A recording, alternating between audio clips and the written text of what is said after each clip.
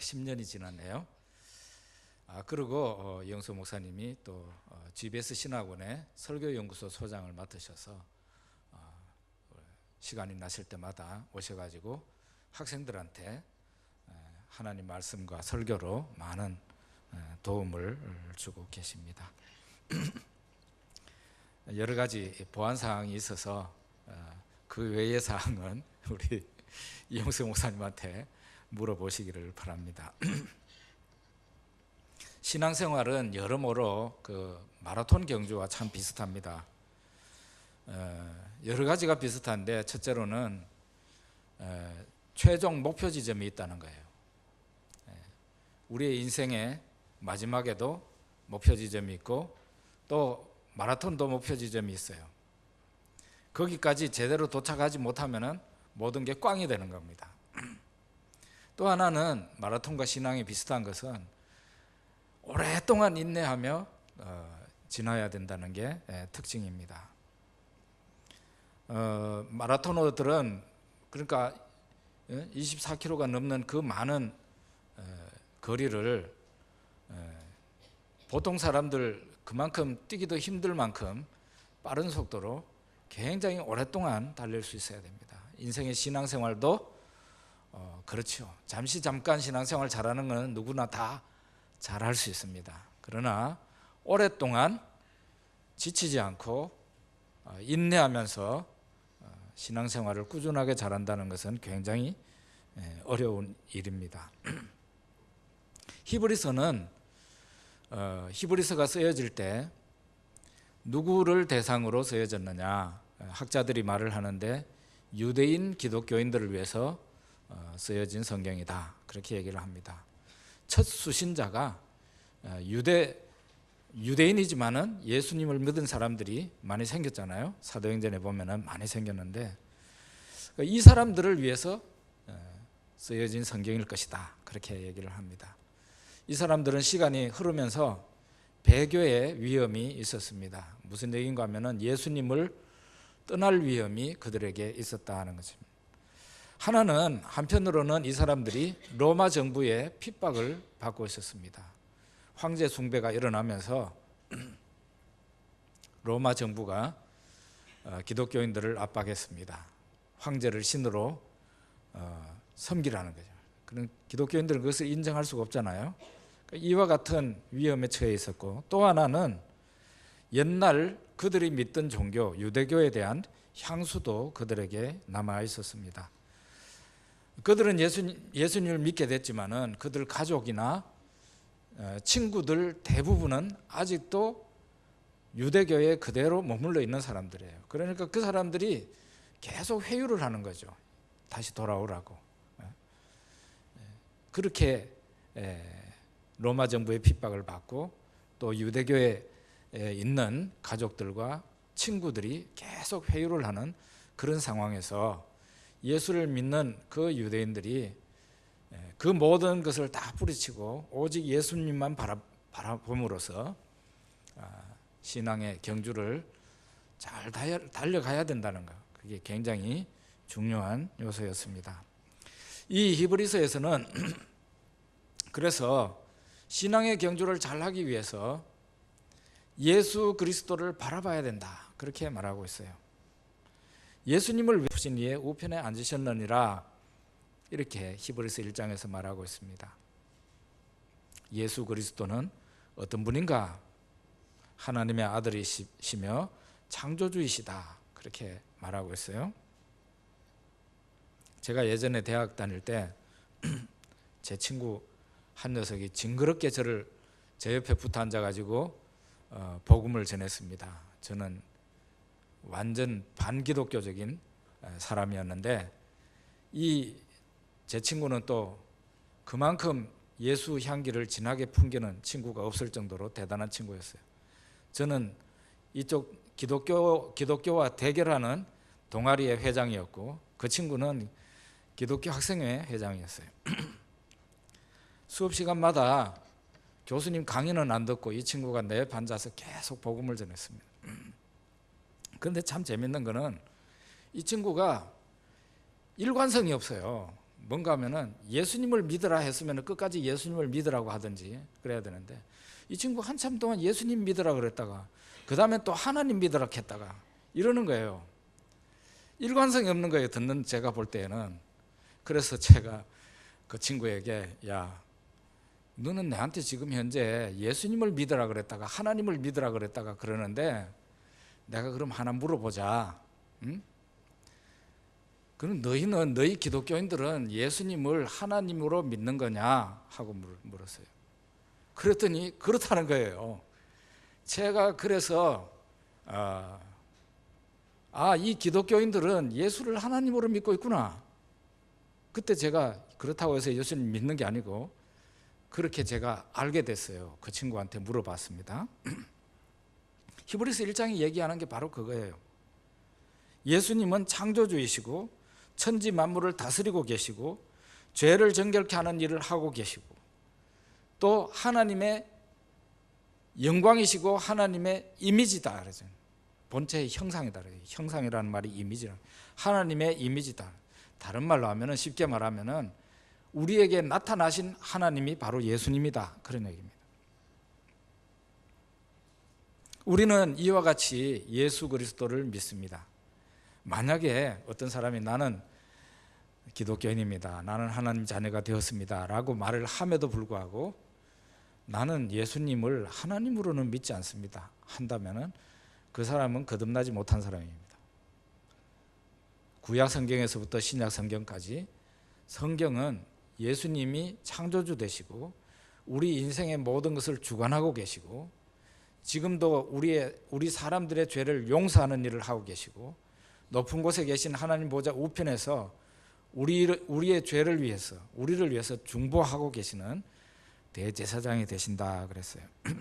예수 그리스도는 어제나 오늘이나 영원토록 변하지 않는 그런 분이십니다. 우리가 이것을 믿어야 돼요. 여러분, 기도 제목을 여러분들 또 가지고 계실 텐데, 기도 제목 가운데요, 제일 힘든 기도 제목이 뭡니까? 저는 암을 2번이나 알아본 사람이에요.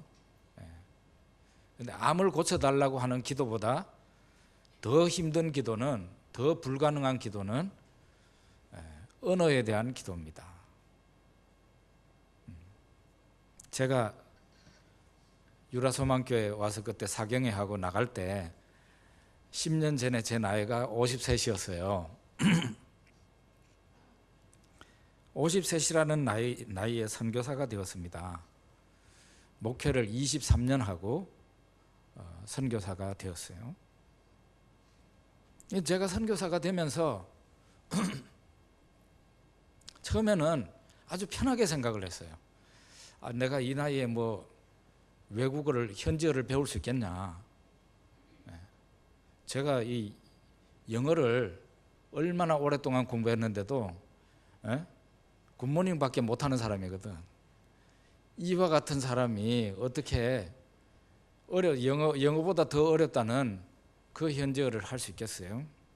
그래서 저는 편하게 뭐 많은 선교사님들이 보니까 통역을 써서 일을 하고 있던데 나도 좀 그렇게 하자, 그렇게 생각을 했는데 어느 날 눈을 뜨고 일어났는데 제 마음속에 이전에 없던 생각이 자리 잡고 있었어요. 뭔가 하면은 내가 선교사가 됐는데 현지어로 설교하고 강연을 할 수 있어야지, 그런 생각이 내 마음에 들어와 있더라고요. 그러면서 이게 운명처럼 느껴졌어요. 운명. 나는 그렇게 되어야만 한다는, 운명처럼 느껴졌어요. 여기에서 제가 탈출을 못 하겠더라고요. 제가 이제 그 나라에 가가지고 2008년도였어요. 그 나라에 가서 이제 그 나라 선교 훈련원에 들어갔습니다. 들어가가지고 공부를 하는데 그 나라 말을 이제 배우는 거죠. 진짜 영어의 ABC부터 배우듯이 제가 그 나라 말을 이제 배우기 시작했어요. 한 2개월 정도 배우고 난 뒤에 제 소원이 있었거든요. 그 뭔가 하면은 여기에서 1년 동안 공부하고 난 뒤에 졸업할 때는 한 10분 정도는 내가 이 나라 말로 설교 원고를 작성해서 설교할 수 있어야 된다. 그런 생각을 했어요. 그 쉬운 일은 아니죠.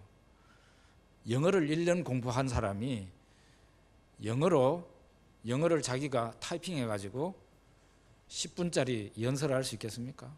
1년 공부한 사람이 그만큼 한다면 대단한 사람이죠. 그 나라 언어도 굉장히 어려운 언어예요. 아직도 그 나라가 어떤 나라인지 잘 모르시는 분도 계실 텐데 나중에 다른 분한테 물어보십시오. 오늘 지금 이게 녹화를 하고 있어서 제가 직접 말을 하지 않습니다. 영어보다 더 어렵다 그래요. 공포증에 걸린 선교사가 많아요. 그 언어에. 제가 선생님한테 물어봤어요. 저를 가르치는 그 선생님한테, 선생님, 내가 1년 동안 여기서 공부를 할 텐데 졸업할 때에는 10분짜리 정도는 내가 선생님 나라의 말로 이 설교를 타이핑해 가지고 설교할 수 있습니까? 하고 물었더니 선생님이 어림도 없는 소리 하지 마라 그러더라고요. 네. 정확하게 말을 하자면은 너는 노인이다 그래요. 네. 늙을 노자를 써요 저한테. 너는 노인이다. 그래서 뭐 지금 그 나이에 뭐 설교를 한다고 어림도 없는 소리 하지 말고 그냥 편안하게 공부를 하라고 그래. 편안하게 그냥 길이나 묻고 택시나 타고 물건이나 사고 하는 그 정도로 생각을 해야 되지 뭐 설교를 해 어림도 없는 소리 하지 말라고. 저한테는 소원이 있는지라 미리 그 나라에 나와 있는 우리 한국 한인교회 목사님들 그리고 선교사님들을 제가 만나가지고 제가 또 물어봤어요 그분들한테. 그랬더니 한 분도 예외 없이 저한테 하는 말이 선생님은 너무 늦게 나왔습니다. 선생님은 너무 늦게 나왔습니다. 선생님은 지금 이 나라 말을 돌파할 수 없습니다. 그러는 거예요. 제가 이와 같은 말을 듣고 어느 날 제 기도 시간에 기도를 하게 되었습니다. 하나님 아버지, 모두가 다 제가 나이가 너무 많다고 그럽니다. 나이가 너무 많아서 이 나라 말을 배울 수 없다고 그러는데 하나님 아버지, 나이 많은 사람은 하나님도 어떻게 해볼 수 없습니까? 기도했어요. 나이가 많은 사람은 하나님도 손쓸 수가 없냐고. 그랬더니요, 제가 딱 묻자마자 1초도 안 돼가지고 하나님의 응답이 왔어요. 그러니까 해볼만 하네. 그런 응답이었어요. 모두가 안 된다고 하니까 내가 한번 되도록 해주마. 그 응답이었어요. 그러면서 마가복음 7장 34절 말씀을 저한테 주셨습니다. 예수님이 마가복음 7장 34절에 뭐가 나오는가 하면은 귀먹고 말을 더듬는 사람에게 예수님께서 에바다 할 때 그 사람의 귀가 열리고 혀가 풀려져서 말이 분명하게 되었다 그랬어요. 듣는 것도 잘 들을 수 있었고 말도 술술 잘할 수 있었어요. 이 에바다가 하나님께서 저한테 주신 말씀이었어요. 제가 기도할 때마다 에바다의 주님, 에바다의 예수님, 저의 귀를 열어주셔서 이 나라 사람들의 말이 잘 들리게 해주십시오. 에바다의 주님, 제 입을 열어서 제 혀를 풀어주셔서 이 나라 말을 술술 잘하게 해주십시오. 그 다음에 하나 더 나중에 추가를 했는데 에바다의 주님, 제 눈을 열어주셔서 이 나라 사람들의 영적인 상황을 잘 보게 해주십시오. 그렇게 기도를 했어요. 제 기도 때마다 계속 이렇게 그러다가 이제 나중에는 그냥 한국말로만 하지 않고 제가 이제 그 다음부터는 조금 그 나라 언어를 배우고 난 뒤에는 제 기도를 아예 그 나라 말로 하는 거예요. 계속 그렇게 기도를 했어요. 어떻게 된지 아십니까? 2008년 3월 초에 제가 그 나라 말을 영어의 ABC 배우듯이 처음부터 배웠어요. 이전에 제가 그 나라 말을 알고 있었던 게 아니에요. 그런데 7개월 후 2008년 11월 달에 제가 설교를 할 수 있었습니다. 저희 단체 대표가 선교단체 제가 속한 선교단체 대표가 어느 날 정 선생님 우리 신학교 와가지고 예배 인도를 좀 하시죠 이러더라고요. 그게 바로 7개월 됐을 때였어요. 제가 그 나라 말을 배운 지 7개월. 그래서 예배 인도를 하라는 얘기는 설교라는 얘기예요. 제가 하루 전에 그 말을 듣고 설교 준비를 했는데 노트북을 딱 펼쳐놓고 그 나라 말로 치는 거예요. 한국말로 설교를 준비하는 것보다 더 빨리 했어요. 놀랍게도 하루도 안 걸렸어요. 하루도 안 걸려서 설교 원고가 완료가 됐어요. 그러고는 하루 전에 제가 그 신학교가 지하 신학교 가서 거기에 있는 선생님하고 노트북을 펼쳐놓고 문법을 교정을 하고 단어를 저는 사전을 보고 뽑았기 때문에 이게 현지 사람들이 잘 쓸 수 있는 언어로 또 바꾸고 이렇게 해서 설교를 했는데 무려 29분짜리 설교를 했습니다. 그러고 난 뒤에는 그 다음 주부터는 그냥 제가 매주 거기 가서 설교를 해야 되는 거예요. 무려 8번을 설교를 했어요. 그 다음부터 설교할 때는 제 설교 시간이 40분을 넘어갔어요. 한국말로 40분 하기도 힘드는데 그 나라 말로 제가 작성을 해가지고 설교를 한 게 40분씩 하고 이렇게 했어요. 몇 살 때? 53이었을 때. 선생님은 저한테 뭐라고 그랬는가 하면은 제가 물었어요. 선생님, 내가 여기에서 1년 동안 공부하고 난 뒤에 한 10분짜리 설교는 준비해서 할 수 있습니까? 했더니 택도 없다고 그랬어요. 제가 물었어요. 그럼 어떤 사람이 할 수 있습니까? 물었더니 그 나라 사람 선생님이 하는 말이 20살 전후에 아주 머리가 총명한 사람이 2년 동안 죽자사자 공부해야 가능한 거다. 사실은 맞는 말이에요. 그런데 저는 그 7개월 동안에도 아파가지고 한국에도 많이 들어왔다가 나가고 이렇게 공부에 집중을 하지를 못했어요. 그런데 하나님이 놀라운 은혜를 주셔서 제가 7개월 만에 설교를 하게 됐던 겁니다. 이전에 젊어서 나온 선교사님들도 한 번도 이렇게 한 적이 없었어요. 30살 이전의 선교사님들이 와가지고 그 나라 언어를 배워가지고 이렇게 한 적이 없었어요.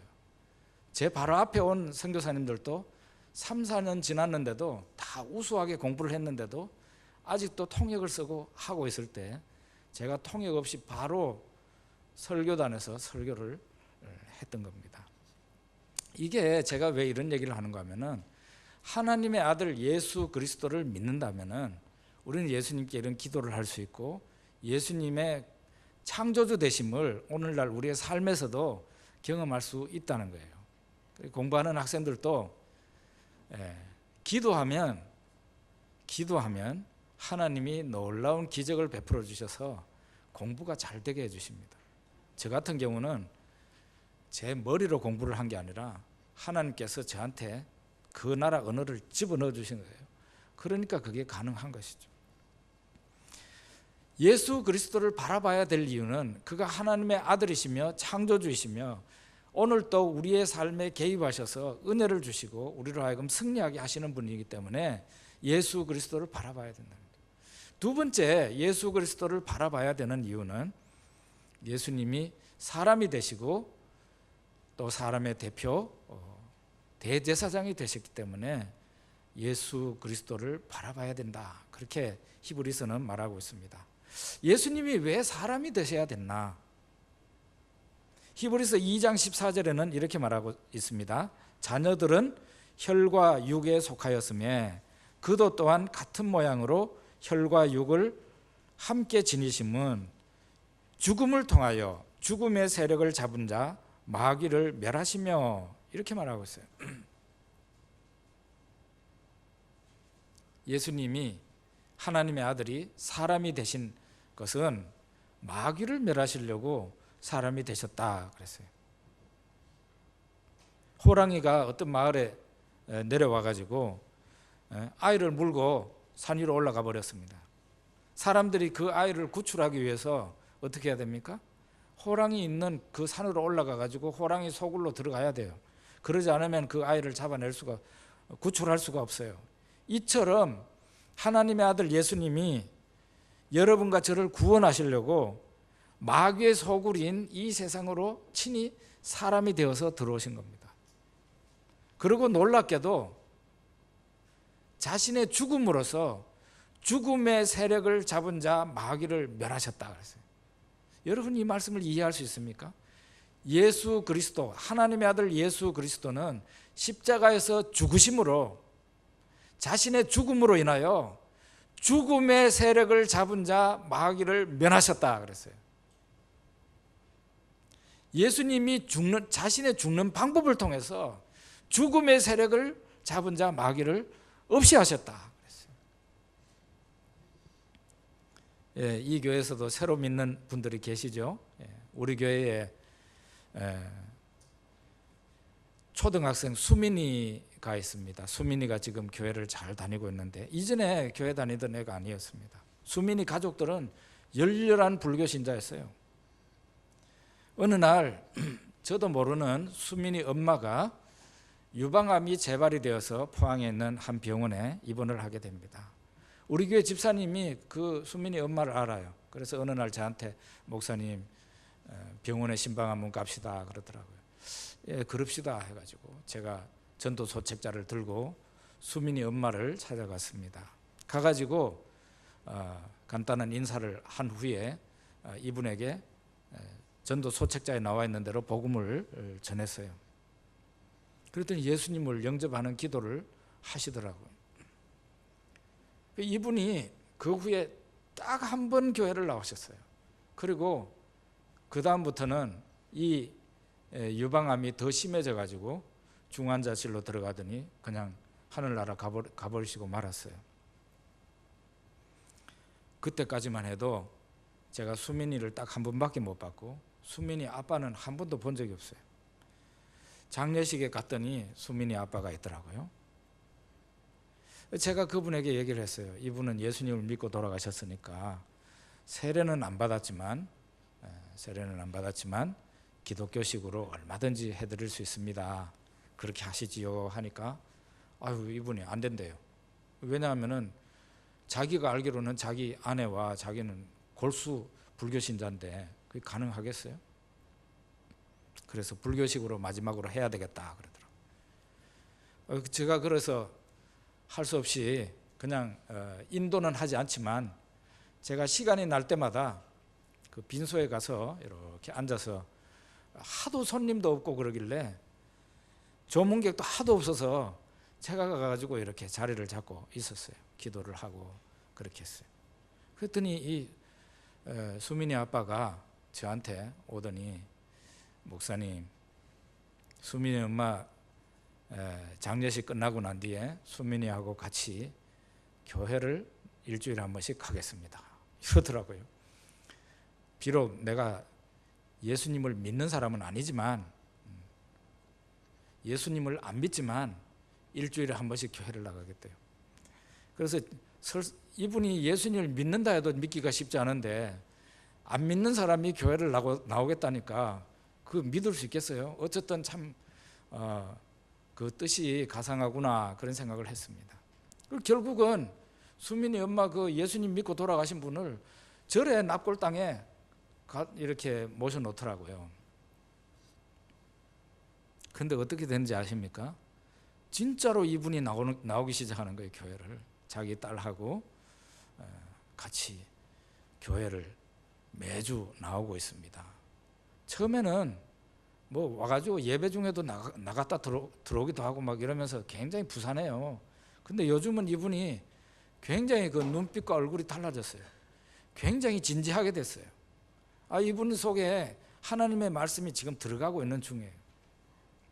이렇게 교회마다 또 많은 사람들, 예수 그리스도를 믿는 사람들이 이 교회, 저 교회에서 많이 나타나고 있어요. 이게 무엇을 의미하는가 하면은 마귀가 예수 그리스도의 십자가로 말미암아 마귀가 멸망을 당했다 하는 것을 의미하는 거예요. 마귀가 멸망을 당하지 않았으면은 마귀에게 사로잡혀 있는 사람들이 구원을 받지 못하죠.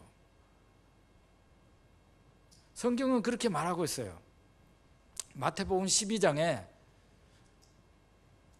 어떤 힘센 사람이 집안에 버티고 있으면은 그 더 힘센 사람이 와가지고 그 힘센 사람을 결박하고 난 뒤에야 그 집에 있는 것을 노랗게 빼앗아갈 수가 있다 그랬어요.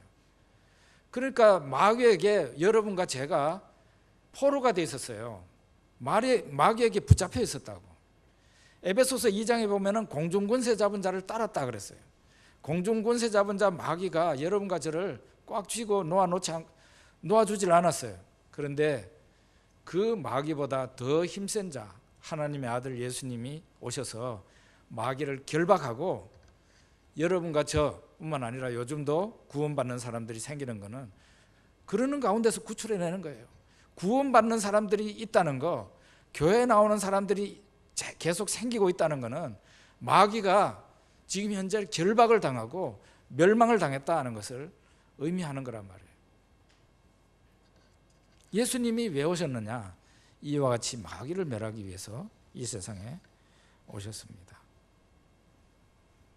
그리고 예수님이 사람이 되셔서 대제사장으로서 지금 계시죠. 히브리서 7장 27절에 보니까 이런 말씀이 있어요.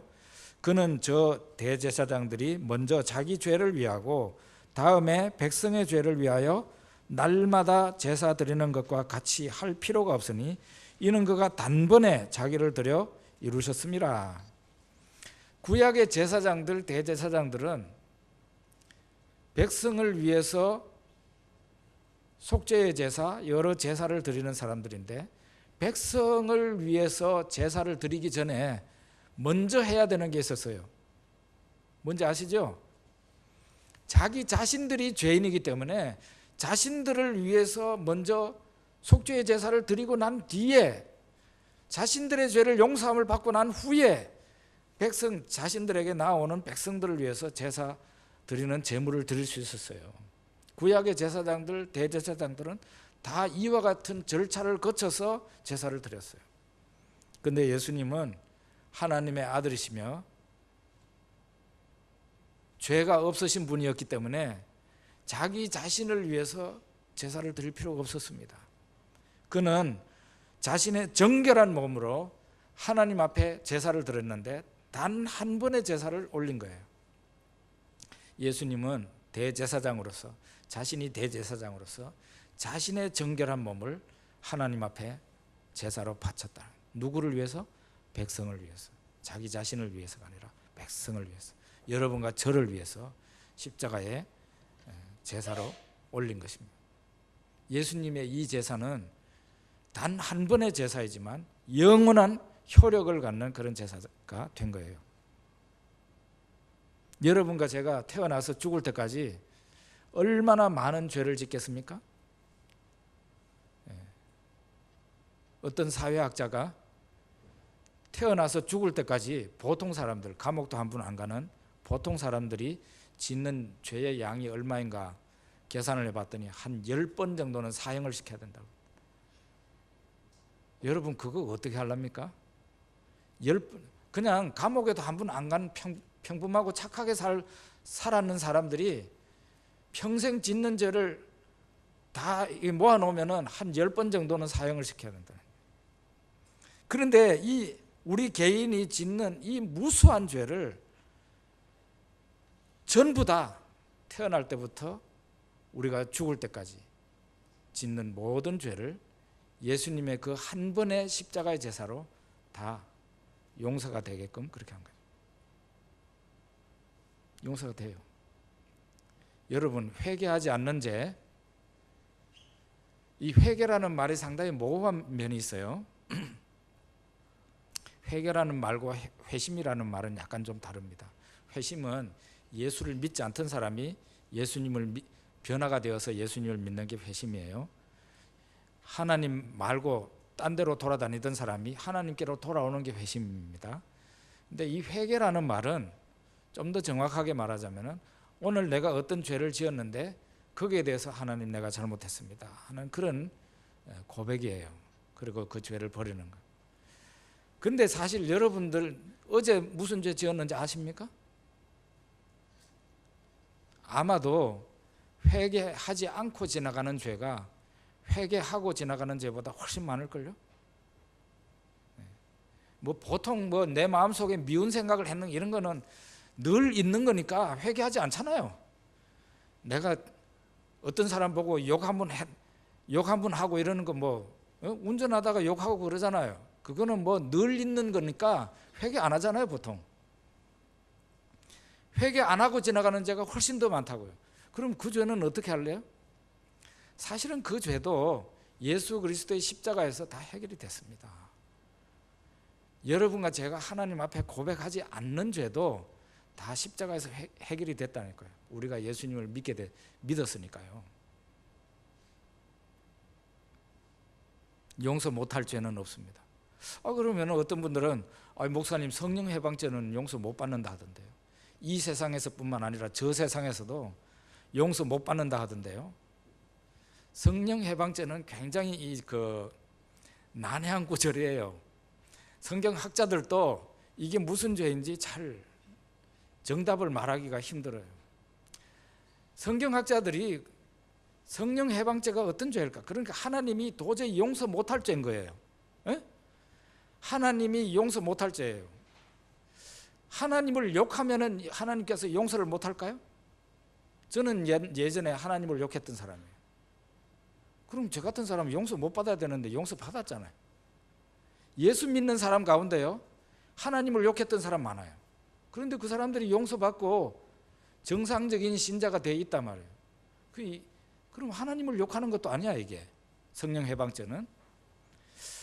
그래서 성경학자들이 말을 하는데 회개하지 않는 죄가 성령 해방죄다, 그렇게 얘기하는 거예요. 회개를 하지 않는 죄, 하나님을 인정하지 않는 죄, 그거는 이 세상에서뿐만 아니라 저 세상에서도 용서 못 받아요. 왜냐하면 내가 하나님을 안 믿었던 죄를 하나님 앞에 회개해야지. 계속 잘났다고 그러면 하나님이 용서 못하죠. 나는 죄인입니다 하지도 않는 사람을 어떻게 하나님이 용서하겠어요? 회개하지 않는 사람은 하나님이 용서할 수 없다는 거죠. 그게 바로 성령 해방죄다. 그러므로 하나님 앞에서 용서 못 받을 죄는 아무것도 없다는 거예요. 예수 그리스도의 십자가 아래에서 모든 죄는 용서받을 수 있다. 아무리 악하고 아무리 큰 죄를 할지라도 우리 예수님의 그 십자가의 보혈은 능히 용서하고 능히 그 사람들을 돌이킬 수 있을 정도로 위력이 있다는 거죠. 그리고 세상 모든 사람들의 죄를 씻어주고 용서하고도 남음 있는 그런 십자가가 예수님의 십자가의 제사다는 거죠. 여러분 이걸 믿습니까? 예전에요, 제가 우리 교단 말고 우리나라에서 제일 큰 교단에 몸담고 있을 때 전도사였어요. 신학 대학 다닐 때 전도사였어요. 한 번 노회에 가가지고 정말 못 볼 거를 봤어요. 고시를 치는데, 제가 전도사 고시, 목사 후보생 고시를 치는데 한 20명 정도가 와가지고 치는데, 지금 현재 우리 교단이 아니에요. 예. 이건 보니까 막 전부 다 컨닝을 하고 있는 거예요. 심지어는 내 바로 앞에 있는 그 전도사님에게는 담임 목사님이 와가지고 1시간 내도록 붙어 앉아가지고 가르쳐주고, 제 바로 앞에서. 정말 화가 엄청났어요, 제가. 그래서 그 당시에 부노회장으로 계셨던 제가 아주 친한 장로님이 계셨는데, 그 장로님에게 제가 어느 날 찾아갔어요. 기독교 서점을 하고 있었어요. 장로님이 저를 무척 아끼고 사랑하셨어요. 그래서 제가 장로님한테, 장로님 이럴 수가 있습니까? 밑바닥에서부터 위에까지 푹푹 다 썩었습니다. 제가 얘기를 했어요. 밑바닥에서부터, 교단 밑바닥에서부터 위에까지 푹푹 다 썩었습니다. 이거는 뭔가 장로님 같이 부노회장이신 분이신데 이거는 뭔가 들고 일어나서 고쳐야 됩니다. 그랬더니 장로님이 제 그 말을 순수하게 잘 받아들이실 줄 알았는데 장로님이 저한테 뭐라 그러는가 하면, 정전도사님, 제 얼굴을 똑바로 쳐다보면서 전도사님도 나중에 그렇게 됩니다, 이러는 거예요. 전도사님도 지금 나이 어릴 때 이러죠. 전도사님 나이가 30살, 40살 넘어가면 전도사님이 욕했던 그 사람들하고 똑같이 돼요. 너무 단정적으로 얘기하는 바람에 제가 엄청 놀랐어요. 저도 그냥 그렇게 된다니까. 제가 그래서 그때 너무 당황을 하고 충격을 받았어요. 그리고 제가 응급결에 제가 나온 말이, 장로님, 저는 예수님의 십자가가 그렇게 무능한 십자가라고 생각하지 않습니다. 그러고는 나왔어요. 그는 제 신앙 고백이에요. 예수님의 십자가는 나를 모든 타락으로부터 나를 막아줄 수 있는 그런 십자가다는 거죠. 예수님이 십자가에 달리심으로 나도 같이 십자가에 달렸잖아요. 갈라디아서 2장 20절에, 그죠? 예수님의 십자가는 나의 죄를 용서하는 십자가일 뿐만 아니라 나의 악한 행위를 돌이키게 하고 나를 예수님을 닮게 하는 그런 십자가란 말이에요. 이와 같은 일을 하시기 위해서 하나님의 아들이 이 세상에 오신 거예요. 마귀를 멸하기 위해서 대제사장이 되어서 자신의 그 정결한 몸으로 하나님 앞에 영원한 제사를 우리를 위해서 드리기 위해서 이 세상에 오신 거예요. 그래서 우리가 예수님을 바라봐야 된다. 히브리서에서는 그렇게 말을 하고, 그리고 이제 우리의 신앙의 본이 되시는 예수님을 바라봐야 됩니다. 아까 읽었던 말씀인데요, 히브리서 12장 1절과 2절에 보면, 그러므로, 우리 같이 읽어보죠. 이러므로 우리에게 구름같이 둘러싼 허다한 증인들이 있으니 모든 무거운 것과 얽매이기 쉬운 죄를 벗어버리고 인내로서 우리 앞에 당한 경주를 하며 믿음의 주요 또 온전하게 하시는 이인 예수를 바라보자. 그는 그 앞에 있는 기쁨을 위하여 십자가를 참으사 부끄러움을 개의치 아니하시더니 하나님 보좌 우편에 앉으셨느니라. 아멘.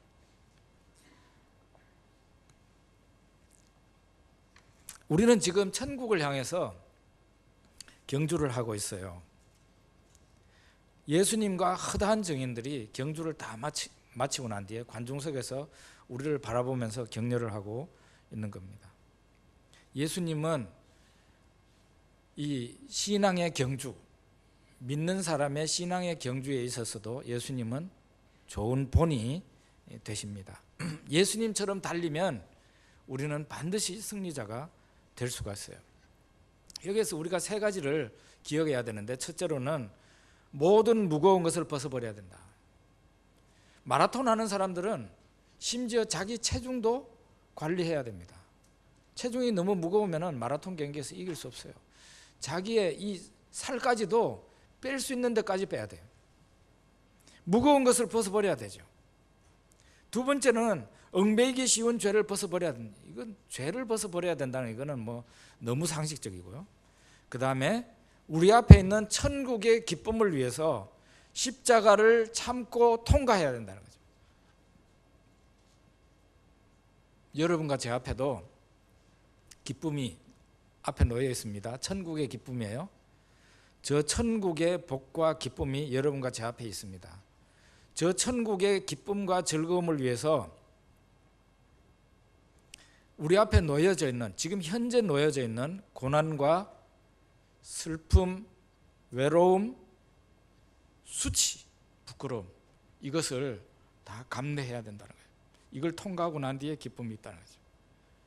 부활이라는 게 그냥 온 것이 아닙니다. 십자가 다음에 부활이 온 거예요. 어떤 교회, 어떤 목사님들은 7년 환란이 오게 되면 모든 믿는 사람들은 7년 환란 이전에 그냥 다 휴거해버리고 그 고난을, 환란을 당하지 않는다고 그래요. 그 성경을 그렇게 풀이하면 안 됩니다.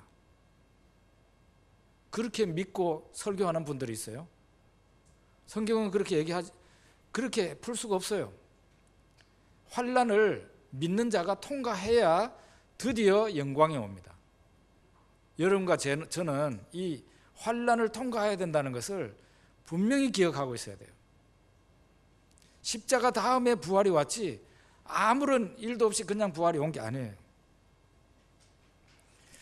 여기에서 보면은 예수님처럼 잘 달리기 위해서는 특별히 우리가 염두에 둬야 될 것이 있는데, 모든 무거운 것을 벗어버려야 된다는 거예요. 모든 무거운 것.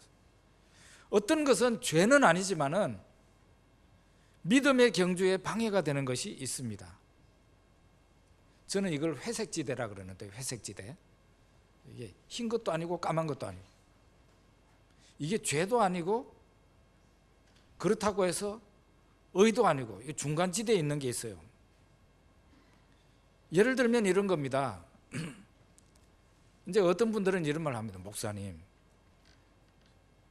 담배 피우라는 말은 성경에 없으니까 피워도 되는 거 아닙니까? 정말로 성경에 없어요, 담배 피우지 말라는 거는. 그러니까 피울 수 있다고 그래요. 그리고 성경에 보면은 이 사람들이 또 얘기하는데, 술 취하지 말라고 그랬지 술 한 방울도 마시지 말라고 한 건 아니잖아요. 그러니까 한두 잔 정도는 취하기 전까지는 괜찮은 거 아닙니까? 저는 그분들에게, 그런 분들, 저도 그런 시절이 있었어요. 성경에서 금하지 않으면은 전부 해보고 싶어 하는 거죠. 그리고 그 권리를 하나님께 주려고 하질 않아. 내 자유를. 성경에서 금하지 않은 거는 전부 해보고 싶어 해. 이 사람들이 바로 이 말씀을 들어야 돼요. 죄는 아니지만, 죄라고 분명히 기록되어 있지는 않았지만 믿음의 경주에 방해가 되는 게 있어요. 사실 엄밀하게 말하자면 담배 피우는 게 죄인가? 건강에는 나쁘지만 죄로 말을 하기는 좀 어렵습니다. 이 교회에서는 죄라고 말을 합니까? 이용세 목사님도 그래 말하진 저하고 비슷하더라고. 술 한 잔 마신다고 그걸 죄라고 할 수 있을까요? 저는 죄라고 생각하지는 않아요. 그렇지만 덕은 안 된다. 덕은 안 된다. 이게 무거운 것이다. 그런 생각을 해요. 어떤 사람은 취미생활을 너무 지나치게 합니다. 취미생활을. 그 취미생활 때문에 신앙생활에 있어서 방해가 되는 거죠. 어떤 사람은 재물에 대한 유혹이 너무 지나칩니다.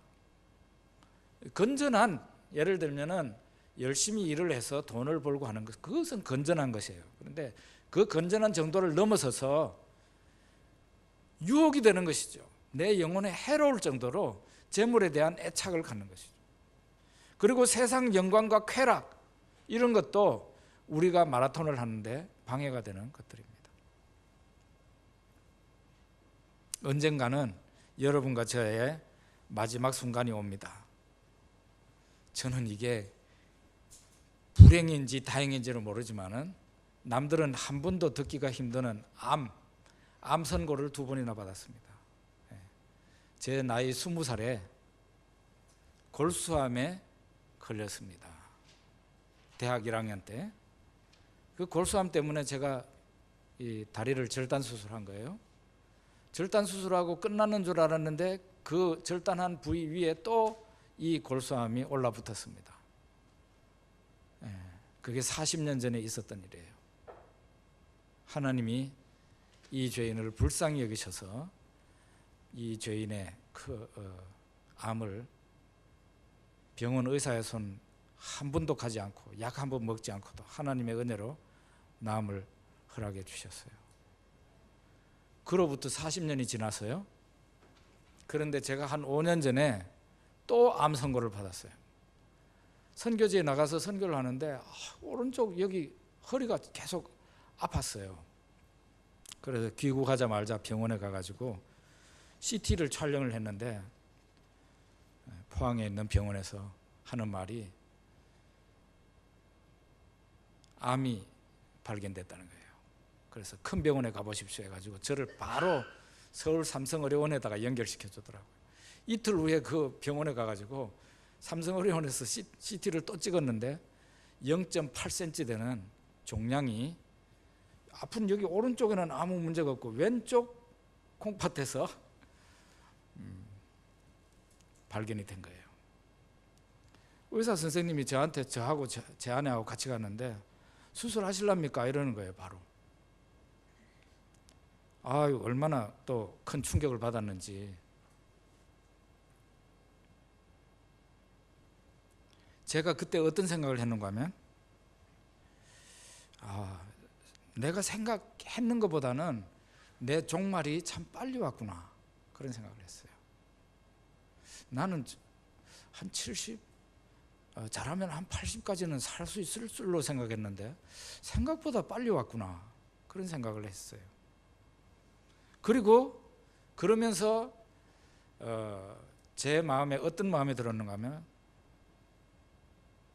참 감사했던 게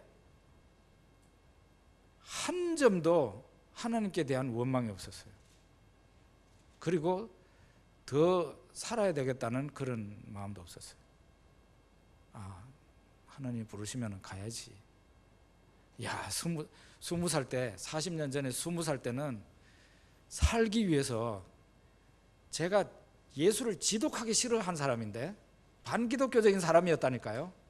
이게 그냥 보통 싫어하는 게 아니라 반기독교적인 사람이었는데, 그 믿기 싫은 예수를 제 병 낫기 위해서 믿은 사람이에요.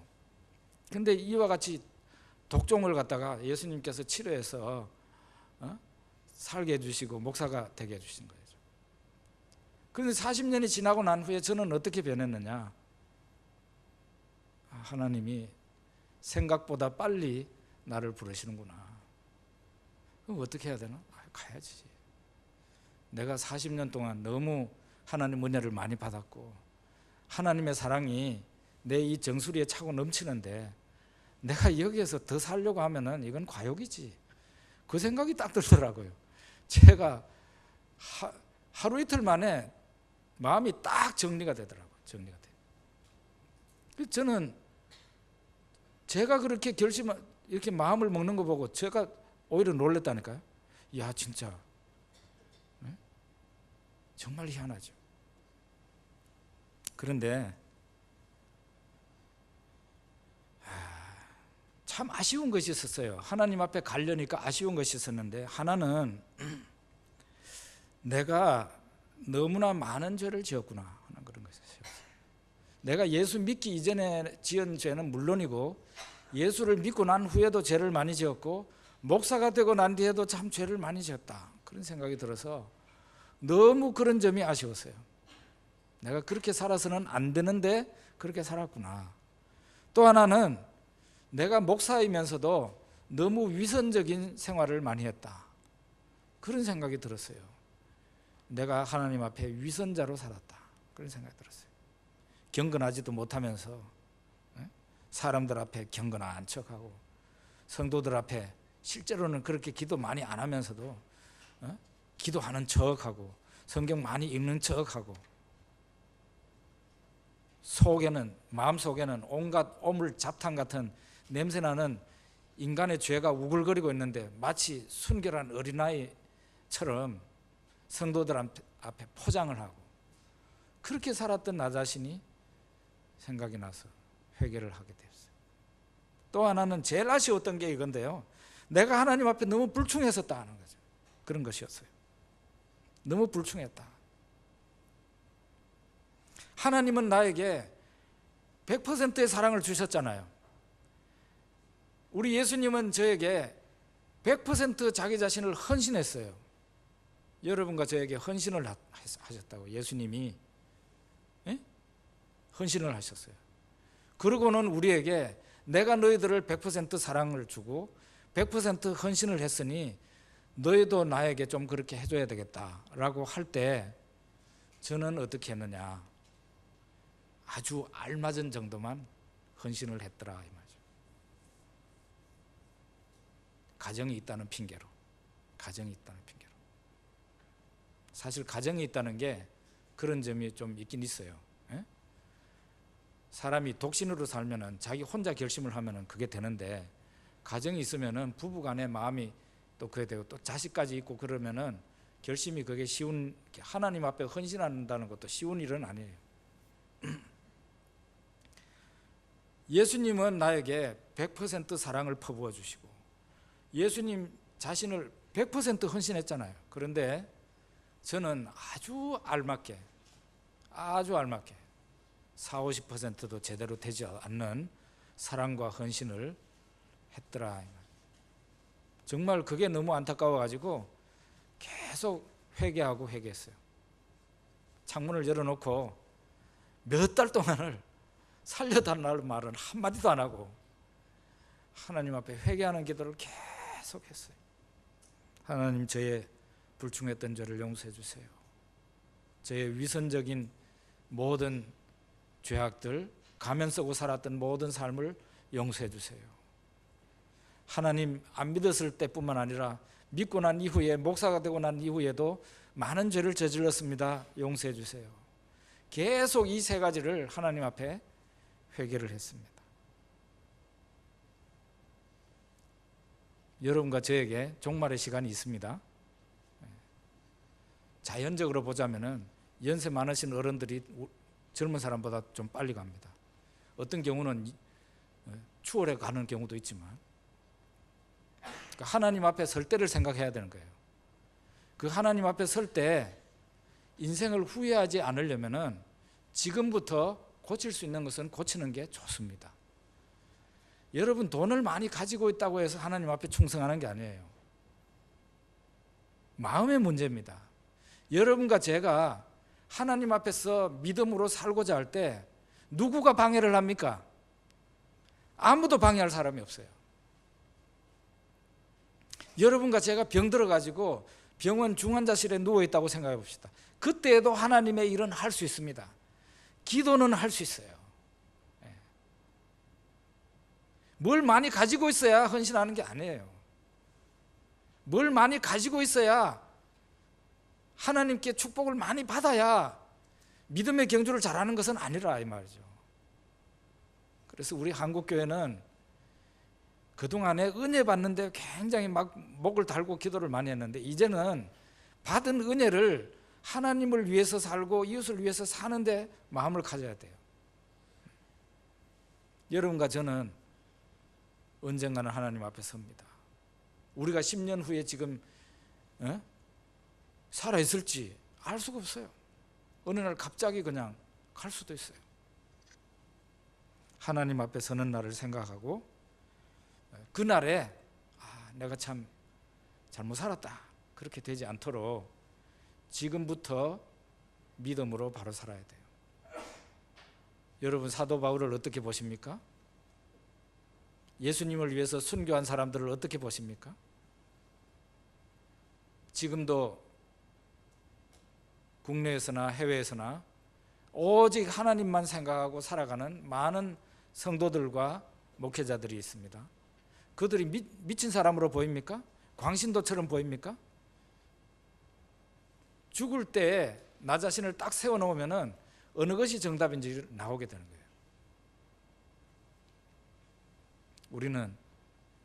우리가 죽을 때가 되면 마지막 이 세상의 삶을 회고하게 될 겁니다. 그때 어떻게 인생을 그렇게 살 수 있지라고 자기 자신을 책망하는 사람도 있을 거고, 어떤 사람은 그래, 너 정말 믿음대로 산다고 정말 수고 많이 했다, 이제 하나님 앞에 가야지 하고 자기 자신을 따독거리는 그런 사람도 있을 겁니다. 믿음의 경주는 여러분과 제가 지금 하고 있는 중입니다. 지혜로운 사람이 되십시오. 지금 현재 어떤 사람이 지혜로운가는 잘 분간이 안 돼요. 그런데 인생의 종착 지점에 딱 세워놓고 생각을 하면은 어떤 사람이 지혜로운 사람인지 금방 드러나게 돼요. 하나부터 10까지 내가 할 수 있는 모든 것을 다 동원해서 하나님을 위해서 산 것만이 하나님 앞에 칭찬을 받을 수 있을 겁니다. 기도하겠습니다.